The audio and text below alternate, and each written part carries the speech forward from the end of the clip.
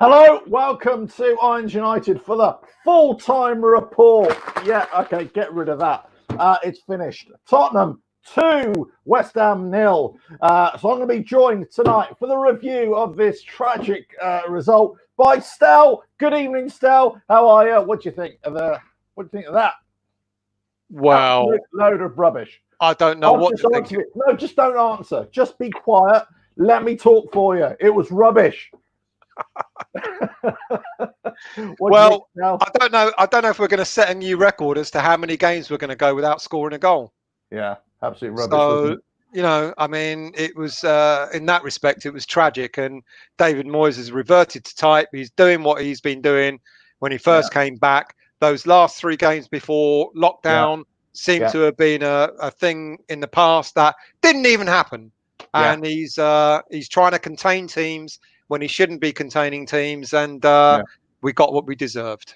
Yeah, tactics, subs.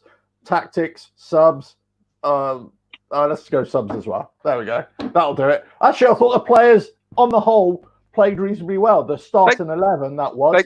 They gave it their all. They gave it a shot. They did what they could do. Yeah. I think there was a tactical change, but we can discuss that when the other guys come on. Right, and with the first half. Let's bring in our next guest. Nigel, good evening, Nigel. How are you? Yeah, you were watching the game as well. What do you think? Well, I don't think they did give their all. To be fair, I didn't see much energy or passion shown by that team. To be fair, that weren't a West Ham team playing Tottenham that understood what the game means to us and what it means as a London derby. That seemed like, a couple there that knew what it meant, and about another 7 or 8 or 10 with the subs that were happy to just go through the motions for me. But don't you think that's our team, in a nutshell, really, over the last few years? We haven't got enough players in the ranks that know what it means to be a West Ham player. Quite a few of that team have been there long enough to know, to be fair, so I don't know. It was just I saw nothing there, to be fair. Compared to the Wolves game, I thought we played better first 15 minutes, definitely. What do you think about that? No. Well, look, we've had one shot on target. If passing the ball between each other is classed as playing better, God, we were worse than against Wolves than I thought. Yeah, we our passing went out the window. Yeah. To be fair, we didn't really, even in the first 15 minutes, Tottenham had the better chances. Yeah. Yeah. The only thing of note, I suppose, realistically, was bowing it in the post. Which, just either side, it would have been, just a couple of inches, isn't it? Throughout the game, we were screaming out for Moyes to react, for subs, to change the tactics, change the dynamic of the game. What do you think about his lack of substitutions? He didn't use all 5 available to him. Again, he was slow to react. I was saying, and we were all saying before the first goal that he should have made the substitutions. But as soon as the first goal went in, there was another 5 or 6 minutes, 7 minutes before he made the sub. I thought he should have made it a little bit sooner. Stel, what do you think? He should have made it sooner, and he should have made, and he made the wrong substitutions yet again. We saw what Anderson didn't do in the first game. So I was actually really surprised that Anderson got another chance in this game. Lanzini came on in the first game and did nothing, and he came on in this game and again did nothing. He made the wrong substitutions. He made them too late yet again. He only made two subs throughout the game.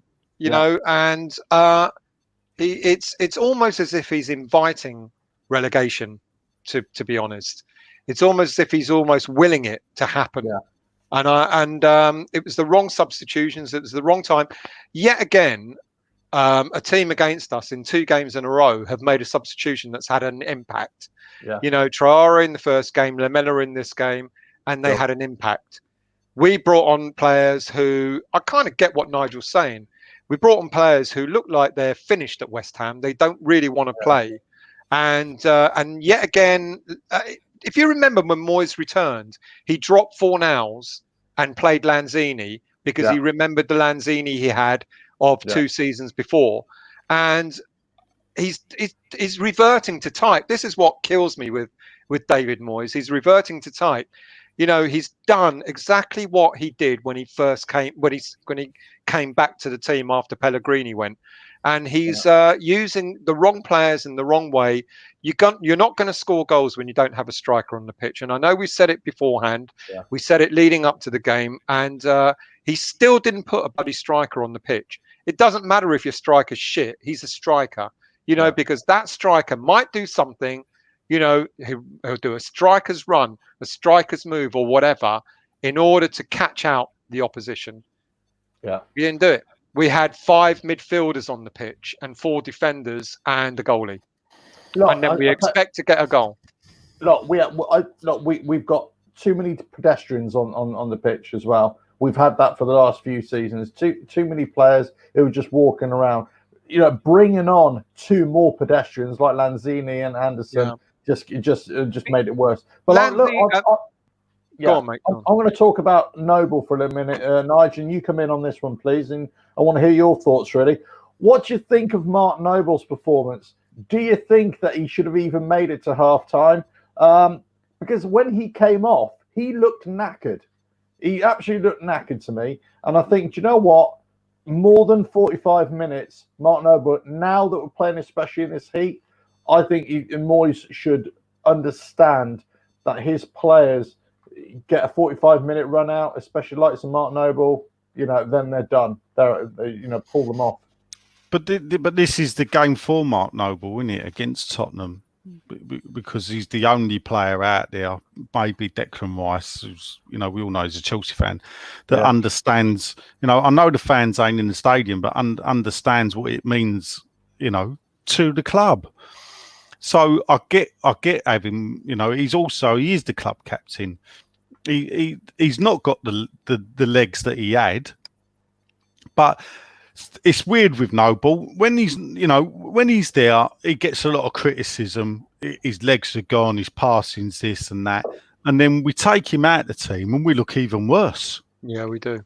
Yeah, and especially with the fact that he then dropped Rice, he's brought Rice back in. I thought that would benefit Noble. To be fair, having Rice next to him, I think they dovetail quite well.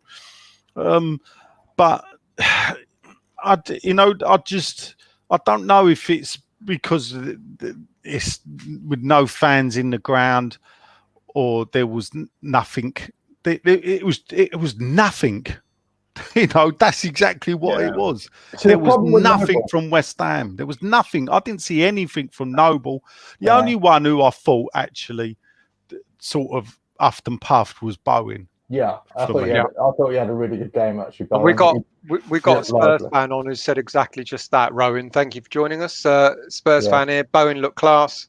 Yeah. One of the only players who looked like he wanted to play for the badge. And I agree with that. Absolutely. I mean, I thought it was harsh on Fornals, to be fair. I didn't think Fornals got into some good positions. You know, there was one where he picked the ball up on the edge of the box. He laid it off, and he was the first one in the box. So he picked it up on the edge of our box, laid it out wide, and then was the first one into the box to not receive the ball when it came across because it was a poor cross. But so he was showing effort. It's just, and so to take him off, you know, especially when he's a youngster, he's the one that can run round for 95 minutes. This is the thing, though, mate. Moyes keeps making the wrong choices. You know, he keeps making the wrong choices, especially when it comes to substitutions. Now, we know what class Lanzini was 4 or 5 years ago, which he doesn't have anymore. Maybe the injuries have taken their toll. We know Anderson's got pace to burn, but he hasn't shown that pace all season. So you kind of know already what you're going to get with those 2 players. And by taking Fornals off and then making the team weaker by bringing one of those 2 players on. I mean, I'm a big fan of Anderson's, ironically. I'm a big fan of Lanzini's. I love the flair players. I love all the flair players that we have. But some of our fair players in the past have put effort in. You got history of West Ham, mate. You know, you look at someone like Devonshire, flair player. He put his foot in. He ran his socks off. You know, and we don't have that. And I know it could be because, you know, they don't understand what it's like to play for West Ham, but it shouldn't matter what, you know, whoever you play for, you should put the effort in. Yeah. You know, Anderson looks like he's got his head in Italy. Lanzini probably the same, Italy or Spain. You know, they will go at the end of the season because they don't, their hearts aren't in it. He's made the wrong choices. And he keeps making the wrong choices when it comes to substitutions. You know, we talked about some of the youngsters that we have. You know, Xande Silva, 23 years of age, unknown source. He could have come on. Now he's got pace to burn. He could have come on and he could have made a difference. But Moyes, yet again, set us up to lose. Let me just bring in our top fan from South Africa, Rich. How are you? How you lads doing? Rich, how are you, mate? What do you think of the game? What do you think of the result and the manner of the defeat? Oh, lads, it's gut-wrenching. Honestly, I didn't want to believe it. But honestly, I'm starting to properly believe that we're going down. It's really, really tough to take, but I just don't see any fight left. I just don't see who's going to keep us up. It was a really, really tough watch. You look at our back four, probably arguably the worst in the league right now. And going forward, we just offered nothing. So, yeah, just an awfully tough watch. And I just don't see how we're going to stay up the season. I really don't. I'm with you, Rich. I think there's a serious risk that we could go down there. Serious risk there now because we just don't seem to have any goals in us at all. We're not. I mean, where are the goals going to come from, Nige? That's what we're going to ask ourselves. Where are they going to come from? Well, the only crumb of comfort is that Haller's not playing, so that is the only straw that we can cling to. Yeah. And the funny thing is we're clinging to a bloke who scored 7 goals. Yeah, Nigel. If the rumours are true, there was a story that came out before the Spurs game today. I don't know if it was today or over the weekend. That apparently, even if Haller was fit, he wasn't going to be picked against Wolves. I don't know if there's any mileage in that. But what does that then suggest? If that's actually true? Well, look, at the end of the day, David Moyes watches these players day in, day out. We don't. And sometimes we have to respect the decisions that they make because he's watching them in training and he's seeing what they're doing. So, and I think this is where it comes down to. And at the end of the day, David Moyes has been given this squad to deal with after Pellegrini's era has come to an end. So he's brought in Bowen and Souček. That's it. All the rest of the players he's been given.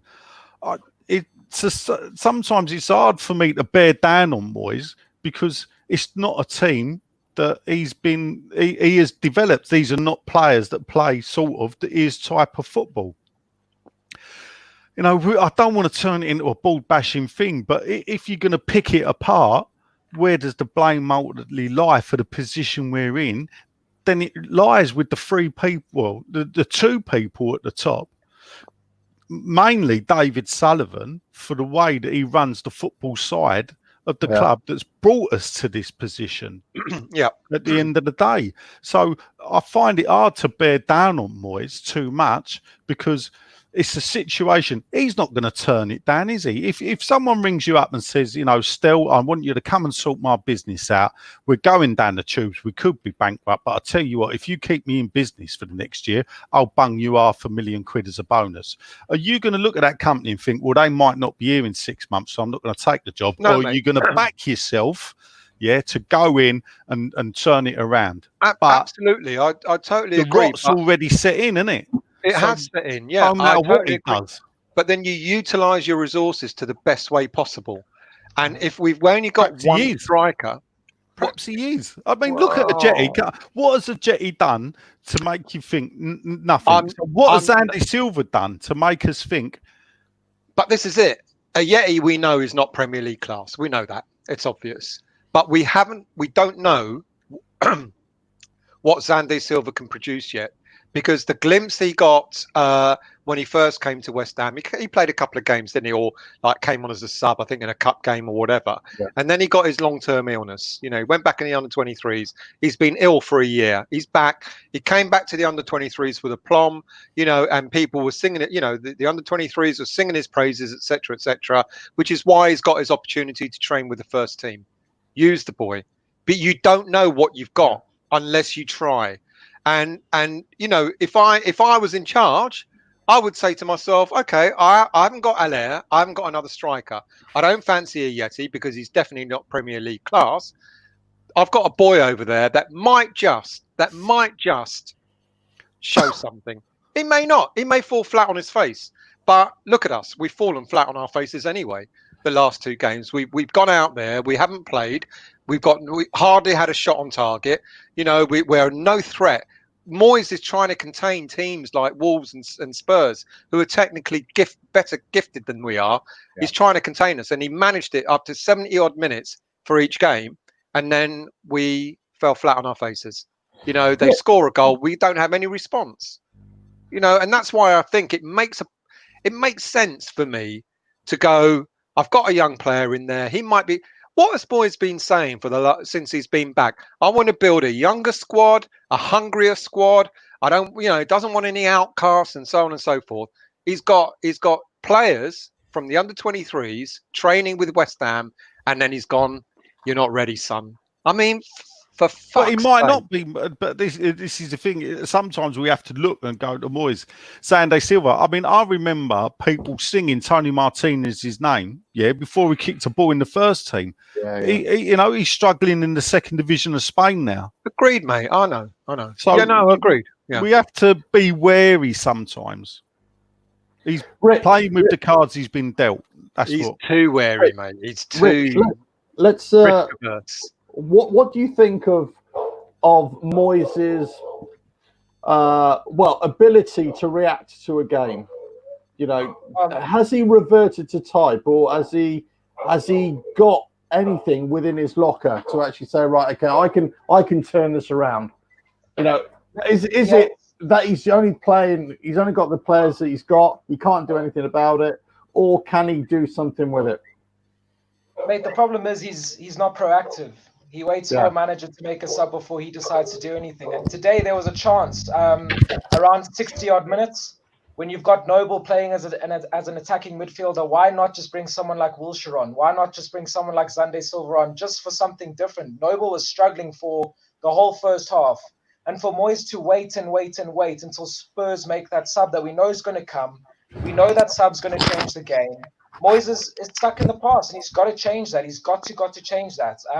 Going back to what the lads were speaking about in terms of Sunday Silva, sure, him and Ajeti are kind of unknown. They haven't had a lot of Premier League experience, but surely it's worth rolling the dice. We're in the situation we're in. Roll the dice. Why bring on someone like Anderson, who's so out of form? He scored 1 goal all season. We know right now him and Lanzini's heads aren't in it.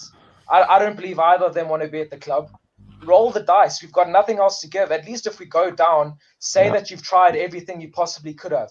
But right now, Moyes is, unfortunately, and I think Styles touched on this, I honestly believe Moyes has got his favourites. He's got the likes of Lanzini that he's loved from his first time at the club. And he's so reluctant to try anything different. What's the point having a striker on the bench if you're not going to use him? Don't even put him in the squad then. It's a waste of time. I think the fact that we've actually got 5 subs available to us at the moment and not bringing a striker on for 2 games speaks massive volumes. I get what you're saying, Nigel. I totally do, mate. You know, he uses the players that he's got available to him, but he made only 2 substitutions tonight. He made only 3 subs on Saturday. I know he doesn't have to use all 5. I get that. He doesn't have to use all 5. But out of all the substitutions he's made, he's not brought a striker on yet. And it doesn't look, and that's when we've even gone 1-0 down in both games. And he's still not thought to himself, let me change it up front.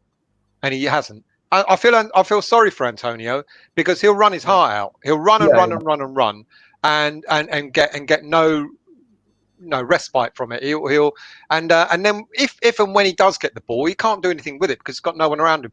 I thought in the first half, I was looking and I was thinking, okay, Bowen and Fornals look like they're a bit closer to Antonio. Maybe there's a difference. Now I know I said it earlier.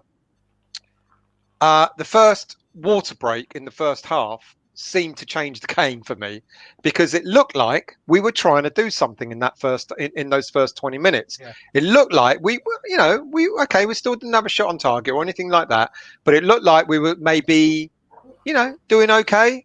And then the water break happened and then we just sat back. It's almost as if he turned round to the team and went, lads, hang on there. You're going a bit too far forward. Be careful, sit back. And then for the rest of the first half, we sat back. And then we kind of did that in the second half as well. And then as Richard's just said, go a goal down, make a change that's going to be positive.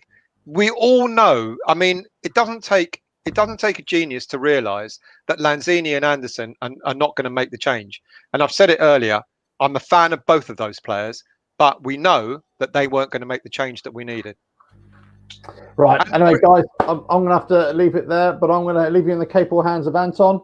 But it's been emotional. Cheers, Alfred. What can I say? Cheers, Alfred. See you later. Cheers, Al. Cheers, mate. Anton, go on, have your say, mate. Interesting times.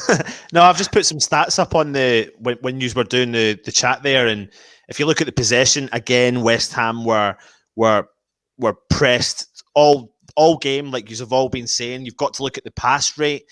I mean, nearly double the amount of passes that Tottenham had.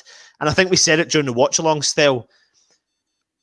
West Ham, for some reason, sit up against sides like Tottenham, Man City, Liverpool, teams that like to attack. And we sit back and I don't understand the thinking behind. And Nigel, I got your point on that. I mean, I'm the same as you. Inevitably, it falls upon the three people up the top. But at the end of the day, yeah, I know Moyes is there to do a job and he's going to take the job. But what is he actually doing? I don't understand the full setup. Sky Sports were reporting that West Ham were going to line up as 4-3-3. We all knew Antonio was going to be up top himself.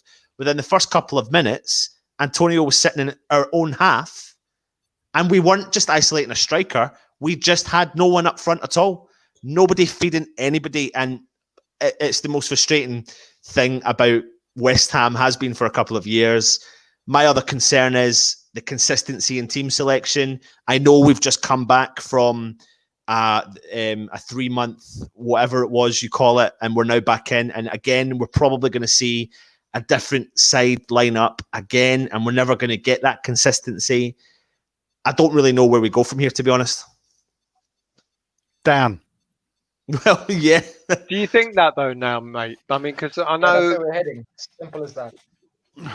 Yeah, I mean, I'm like you all know, I'm quite a positive West Ham fan, but it's really tough to stay positive. I mean, you always try and look for that shining light. I heard you say, Nigel, that Bowen. Yes, I thought he was the kind of tracking back, and he looked like a little bit of light at the end of the tunnel when he got a hold of the ball.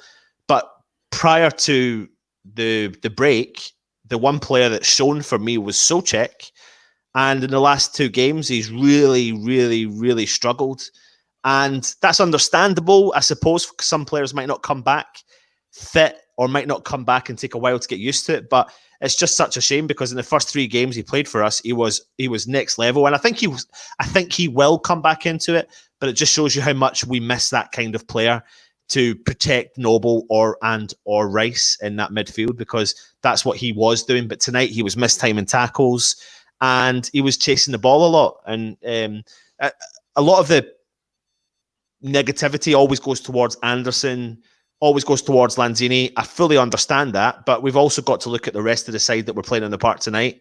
They didn't start the game. They came on. They should have made an impact. Of course they should have. But at the end of the day, from start to finish, from the past 2 games we've watched, it's just not good enough. And I don't know how. I've had a look at the league there. We go into our next game. If we lose that game and other teams in and around us win, they can take a 2 to 3 point gap against West Ham. We're in the bottom 3. And historically, we look at the teams above us and think, yeah, we can beat them. But right now, Newcastle took their chances against Sheffield United, and we've got Newcastle coming up. I don't know where I can see us. I don't know what players can come in that can change it. That's my concern. Well, Mate, as you go for it. go on, mate. Go on. I just think, and there's just such a loser mentality at the club. You know, it's kind of like we're just accepting where we are. And I just don't see how that's going to change right now. I mean, if that's the tone coming from David Moyes to the players, what inspiration and motivation is there to go out there on a match day and get a result? Yeah. And it's just rotten. You look at the interview from Noble, you look at what David Moyes has been saying, you look at the game today where you've got Pablo Fornals, who's supposed to be our attacking midfielder, playing left wing back for 90 minutes. What hope do we have?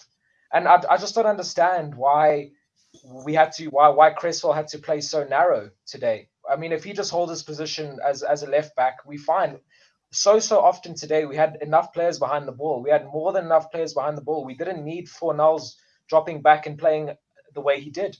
But unfortunately, obviously, that's a tactic that they've worked on in training. That there's such a defensive mindset that's been built into the players that even our attacking players are so deep. Nailed on, Rich. And this is what Moyes is about. And I know I keep harking back onto it, but the last 3 games before lockdown, we weren't doing that, and we all thought Moyes had turned the corner. We all thought all of a sudden Moyes had got some spirit in him, and he went, you know what, lads, we're not that bad going forward, so let's give it a shot. And he seems to have damn well forgotten it, you know, because you're absolutely right. You do not need so many players sitting back. So many of your attack-minded players sitting back. Their mindset is all about, I need to go forward. I need to get that ball far. Look how quickly Spurs broke when we had the ball in their penalty area, lost it, and they were up, quick. And they did it not once, not twice. They did it over. And they're not necessarily known to be a fast team. But still, that's every opposition side that comes up against West Ham. Comes up against West Ham. Pretty much looks at West Ham, looks at our weakness, which is we can't defend. We can't defend collectively as a team. Yeah. And when we're not really a threat going forward, we're a kind of team. I don't know how to describe our team. It's null and void. They void each other out completely. I think the new Sunderland. Yeah. I think we're heading that way, mate. I think Nigel's right. I think you're absolutely right, mate, that that Moyes has been given a hand and he has to play it as best he can, because Pellegrini just went out and bought a whole load of number 10s, and thought that was going to win games, and which was rather stupid. I think we were all a bit overexcited. We were going, oh, Fornals, he just played in the under-23 World Cup or whatever it was he won. And then we're like, alongside Lanzini, and oh my God, Anderson, and all these players. And we were like salivating. We were going, who's going to be the top scorer? Who's going to be We hadn't spent money for a while, so suddenly we spent money and we all got excited, as we do as West Ham fans. But we got excited, and he bought all the players that we shouldn't have had. But listen, Moyes has just had his interview, and he's you can tell he's crazily hacked off about the whole VAR. I mean, during the live interview, he actually asked for the name of the person that was doing the VAR tonight, and they got the name on it, and he made a sarky comment towards that person. What was he complaining about? I don't get it. It was the ball that hit the hand of Sissoko. It did, didn't it? Yeah, it did. Apparently, yeah. Hold up. Did it deviate the ball? Yeah. Yeah, mate, I don't like VAR and everything, but I'm telling you now, there's no way you could disallow that goal. Even the offside, for me, it's the rule. I get it. They're going to change it next season, thankfully, and I know it worked in our favour. But Son was not offside for me. He's level with the player just because he's I don't know what it was. His kneecap was, his calf was offside. They're going to give it up. Yeah. Apparently, they are changing that next season. Good. So at least we don't have stupid things like that. We won't have it in the Championship anyway. You can't. David Moyes is using that for me. If he is using that, that's a smokescreen, mate. It is a smokescreen because we played rubbish. Absolutely. That was my point there, because when he came on, he looked like aggressively angry about it, and that's what makes me think that panic's setting in within his mindset. Because that's really where he went to. And then suddenly he switched. And I've put the comments up that he said. I see him, mate. I was shaking my head and laughing. It weren't because Stell was talking. It was because I was reading David Moyes' comments. Yeah, he said, I thought the team worked really, really hard. I thought the players did a job. And I just sat there and I thought to myself, how can you really turn around and say that? Now, can he come out in the public and scathe all the players? No. But can he? But he can't praise them. He can't. He's got to look. He's got to say he's disappointed. You know, he's watched the game, hasn't he, that we've all watched. I mean, when we were 2-0 down in the 90th minute, and there was 5, they put up 5 minutes. Who was making a tackle for us? And this is the problem. I know we're 2-0 down, but years ago, we would have had a bit of bite. Would have had someone in there like Julian Dix, you know, Bishop, even people like Bishop, they'd put their foot in, Martin Allen, and, you know, Scott Parker would run through a wall. You know, even when we were losing games, 2-3-0 down, they would still let them know they were there. Circles. That's all they did, tracking the ball, circles. You know, they don't set me up. As I said, I expected the defeat. I expect us to lose against Chelsea next week. And then that's where the season starts. The problem is the mentality that sets in with these defeats. That's the problem that worries me. That's exactly my point. It's the mentality. You know, and for David Moyes, go on, mate. Sorry. Still, you mentioned there that, you know, the last 3 games before the season broke up, that you felt like we were making steps forward, and we did feel like we were making steps forward. But with West Ham, it's 2 steps forward, 2 steps back, or maybe 3 or 4 steps back. And I don't want. There's probably fans on here going like, "Oh, the negativity." I'm struggling to find the positive of anything right now when it comes to West Ham on the field. David Moyes coming out with statements like VAR has cost us the game or cost us the goal, etc., shows that he is now becoming desperate. And what that man should do is look in the mirror and scrutinise his own performance. He needs to, because that whatever bloody well changed after the Man City game and before the Liverpool game, we came out with a very different mentality before lockdown. Something changed, something happened. Where I think actually, interestingly, there was this story that back then that Sullivan told him to use the players he's got, you know, and I think that's when we saw Bowen start playing more and stuff like that. Now, who knows if that's true or whatever, but something changed between the Man City and the Liverpool game, because the last 3 games before lockdown, we looked like a very, very different team. Really unlucky only to come away with 3 points, but he's reverted right back to type. And now he's coming up with these excuses. He should be sitting down going, what is it that I've done wrong as a manager?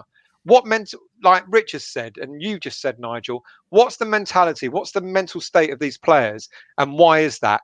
And realise that he has a massive responsibility for the way the players are playing. Because if he's telling them, go out there, lads, and contain, and try not to lose a goal, their mental state is, I'm going out here, I'm not playing my natural game.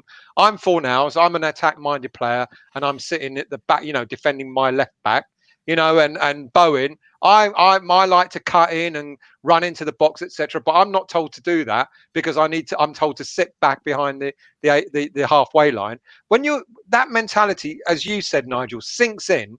So even when Moyes turns around to them and says, right, lads, go out, go for it, they're kind of like, well, what's going on? You know, I've been playing the last 4 or 5 games the way you've just told me, Gaffer, and now you're telling me to do something completely different. It's like, that ain't right, is it? You know, and he should be looking at the way he's setting the teams up. We're being set up to be beaten, because we can't defend for Toffee. We can't defend. As for Moyes blaming VAR, I think that's nothing short of a disgrace, because in all honesty, they would have won the game regardless of that incident. And the saddest thing of all is that we actually have to have chances, and we have to have had a shot on target or whatever to have a chance of getting a result, and we didn't have that anyway. So Moyes is literally clutching at straws, and that's when desperation kicks in like that. That's when I really start to worry as a fan. That's when you know you've lost the manager. That's when you know that things are not where they have to be. So it's sad. It's really, really sad. The only thing I'd say about that is that when straight after the game and they shove you in front of Sky, the managers, the last thing the manager can do is hold his head in his hands and go, do you know what? We're in big trouble here. You know, it ain't going to happen. You know, the club's media are not going to allow an interview like that for a start. So they have to go out and they can't slaughter the players nowadays because we know the players are all get upset and get their agents on the phone and everything else.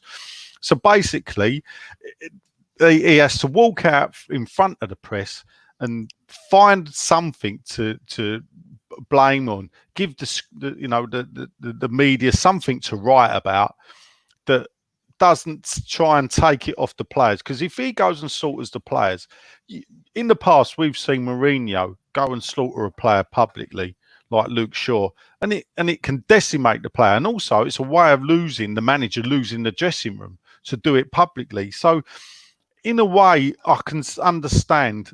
Me personally, I would prefer no interviews after the game on Sky, but Sky are never going to allow that, are they? Because that's why they pump so much money in. The other thing is, though, mate, he cannot slaughter the players because they've played the way he's told them to play. Absolutely. Listen, I've spoke to professional footballers, and I remember a couple that played for West Ham in the 70s, and I've asked them. I said, when you cross the white line, what do you take in from the manager? And he said, well, one of them, a leading player, said, when we cross the line, we forgot 90% of what they told us. He said, but we're professional footballers. We know how to play football.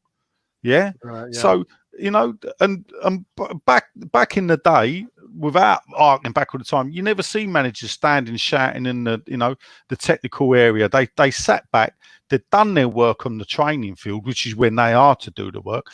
And I suppose at the moment, the players can hear them. But when the fans are in the ground, the players, if they're over the other side, they can't hear what the manager's screaming and everything. So no, I know, mate, but it's the tactics. It's what the manager tells them before the game starts. If he turns around to say to the team, to his team, this is the way we're going to set ourselves up, just like he did against Wolves and more or less what he did against Spurs. If he turns around to them in training and goes, right, this is what we're going to practice, lads. We're going to practice containment. We are going to sit back. Great if we can counter-attack, but we can't even do that. If we were good enough to sit back and absorb all the pressure and then hit a team on the break, I'd go, you know what? Fair play. That's our game. We'll do that. We can't do either of those. All right. So what if he goes gun-ho then? So what if he says, I'll tell you what, lads, get forward as many things, blah, blah, blah. Bang. 5-0 later, yeah, we're in the bottom three because of that. And this is the thing. It's a balance act. We could lose. We could lose every game and stay up on goal difference. But the thing is that it's gnawing away, and we're relying on the Villas and the Bournemouths to actually keep up with us and keep losing by the same amount of goals that we have. Yeah. Listen, Moyes needs to find that balance, because I think he's drilled this defensive mindset into the players so much. Fornals has probably come off the pitch today, and Moyes has tapped him on the back and gone, well done for tracking back. Yeah. But unfortunately, those flair players have forgotten what their job is. They've forgotten why they're in the team. They've forgotten that the role they play with West Ham is to get forward, create chances. And they've just got this defensive mindset so ingrained in them. Today, when we had the ball in the middle of midfield, the first thing that we would do is we'd stop. We were static. We didn't want to go forward. No one wanted to go forward. So and I think after this game, Moyes will be looking at those players and he'll be tapping them on the back and saying, well done, you did a job for me. You tracked back, you worked hard. But that's not going to get us goals. That's not going to get us points, which is going to keep us up. Listen, defensively, what did we think of West Ham tonight? Where Balbuena stepped back in, Rice was more forward. I mean, I know there's a couple of mentions there of Creswell. How do we think they performed as a back four? I mean, yeah, let's take a look at their first goal is a freak, from Souček. So the first goal that they scored was a freak, but let's not kid ourselves. They were missing chance after chance after chance. Yeah. Where I'd go to Rich and say, well, yeah, the players are tracking back. The problem is, as a club, we are leaking goals left, right, and centre. And me and Stell spoke in the preview where he said, we need actually the wide people. We're not going to play a 4-3-3. We're going to play a 4-5-1 because we've got Fredericks and Creswell, who we're not really 100% that, too enamoured with at the moment. They're being burnt for pace. Creswell, we've seen at the weekend. You got to protect the back line. So now they have to sink back. But the problem, as Rich points out, is they're so busy tracking back that when we've got the ball, where's the outlet? Yeah. Agreed. I Absolutely. mean, Balbuena came back in today, and he did all right. He did what you expect a defender to do. It was tidy. You can't really blame him for either of the goals. And good, I think, because that allows us to. It gives us another game. Ogbonna was on the bench. Clearly, he's not fit, not ready. Otherwise, you might have seen him on for 10, 15 minutes. But we got a whole week now, haven't we? We got till the 1st of July before the Chelsea game. We expect Haller to be back, and probably Ogbonna. And I think those two players, ironically, will actually make a difference. And the problem with that still is you've got to give them potential time to get match fit as well. This is it, mate. Moyes contradicts himself, just like he did. I think, did we say it in the preview, Nigel? When I read out, I can't remember now. We've had so many shows on. When I read out Moyes' statement about the way he uses substitutes, he basically sort of said, you need game time, so I'm not giving players coming on because you need game time. And then he went, well, because they haven't got game time, they're not coming on. And it's like, mate, make your mind up. You're talking about you need to give players game time, and then you're talking about not giving them game time, even as a sub. So how are they going to get their game time? It's like, I don't get his mental thinking, his philosophy, So it wouldn't be a surprise. I bet they both will be fit to play, Ogbonna and Haller, but I wouldn't be surprised if they don't start because they haven't had game time. It's the one irony. player I want to see back in the team, and people can shoot me down, but there's one class player that was sitting on that bench, and that's Jack Wilshere. I agree. And if he's fit, he is a great, fantastic player. Yeah. 100%. So, with any luck, I don't know, do we risk him against Chelsea or not? I don't know. That's the thing.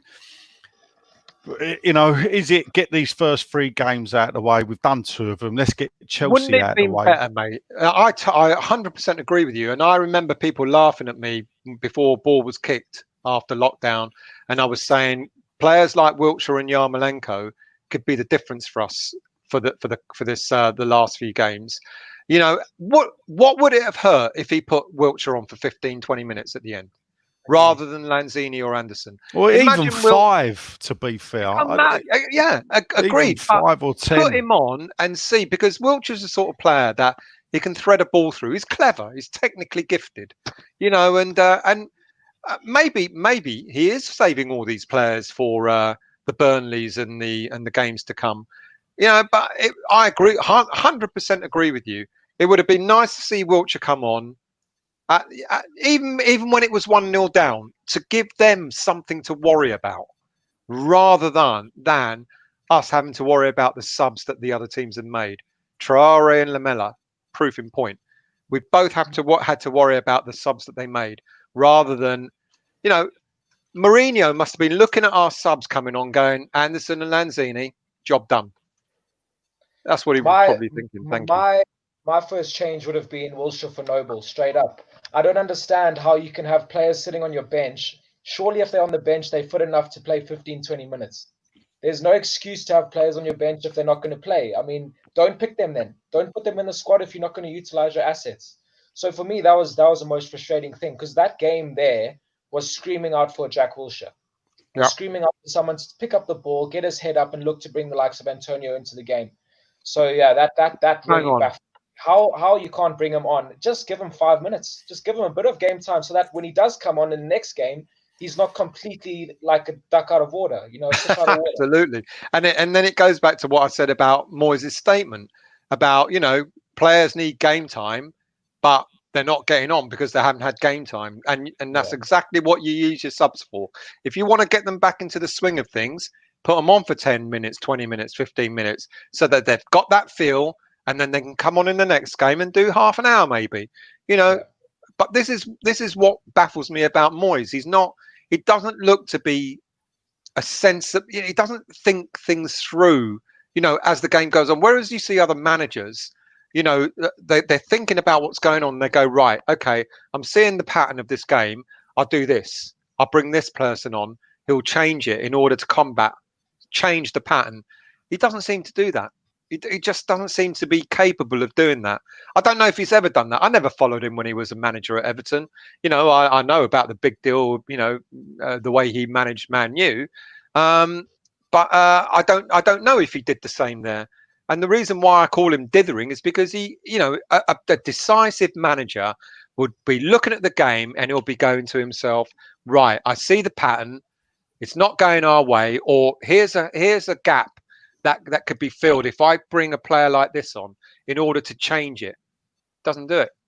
Listen, lads, Richard needs to leave. Richard, thanks for joining us for the review. We'll see you soon for another show. Richard, see you again, mate. Looking at the Premier League table, West Ham set joint third bottom on same points as Bournemouth, 27 points. Just below us is Aston Villa. That's a very negative way of saying that, Ant. You know, you could have said fourth from bottom. You could have said out of the bottom three. Yeah, you know, exactly.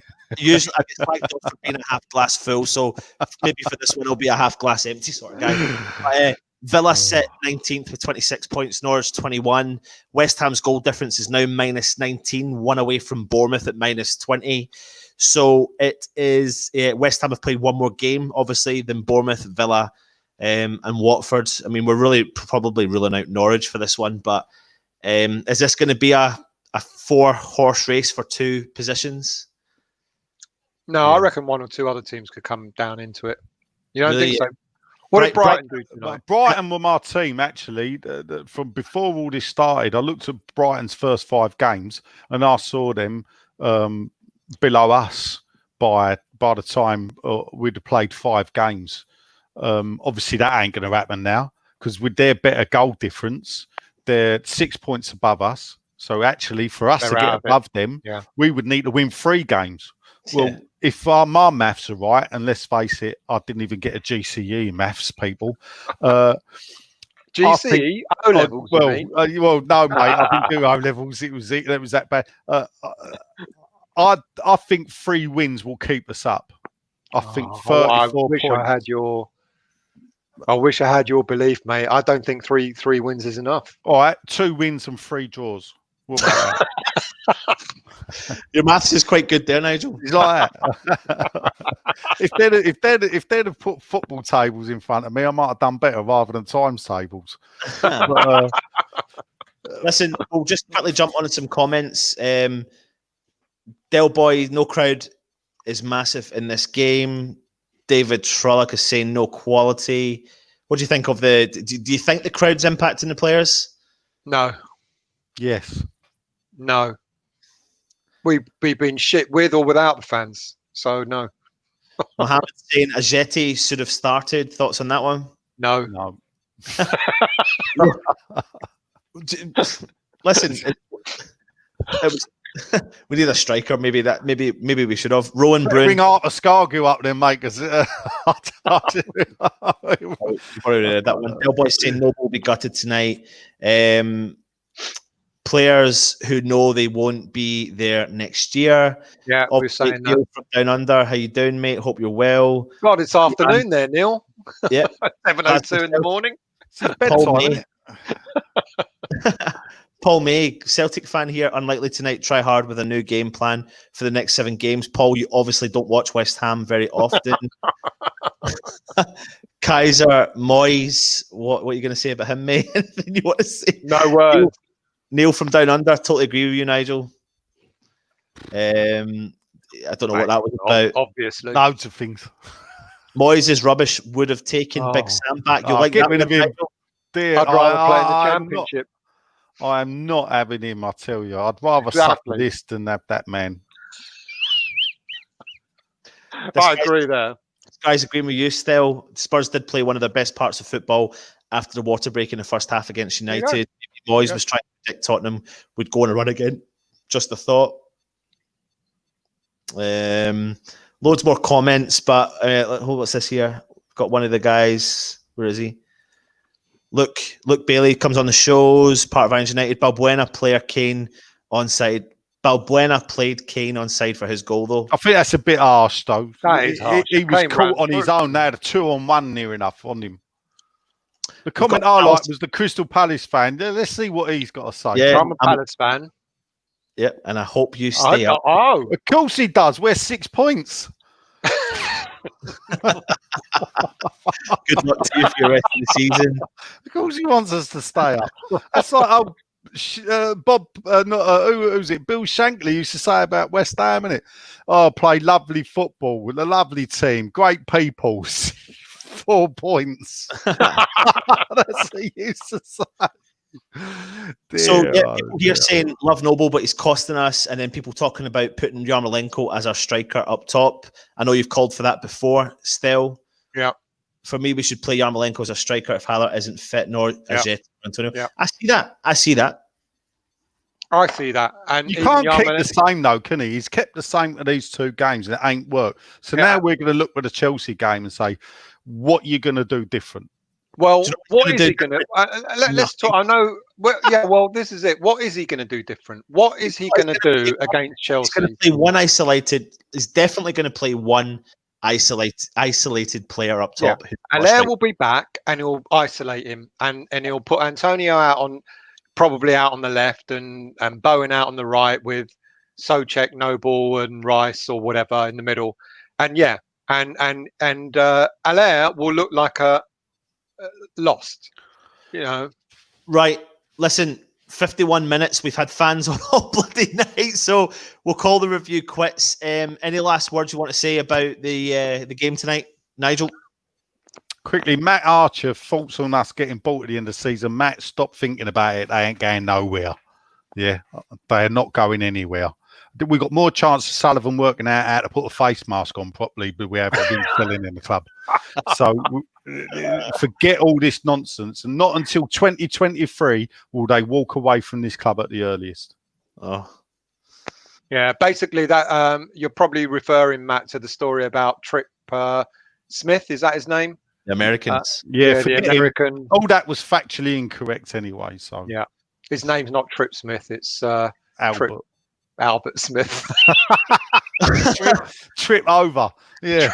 Well, listen, thank you very much for joining us again. Unfortunately, West Ham have let us down again, but we're used to it. I'm supposed to take light of anything. We've had a nice 3 months of not thinking about West Ham. Mate, are we back with aplomb, eh? Albeit it's been a shit time for the rest of the world, but we are back with a bang, and welcome back to the West Ham roller coaster. I've been Anton. He's been Stel. He's been Nigel. Come on, you Irons.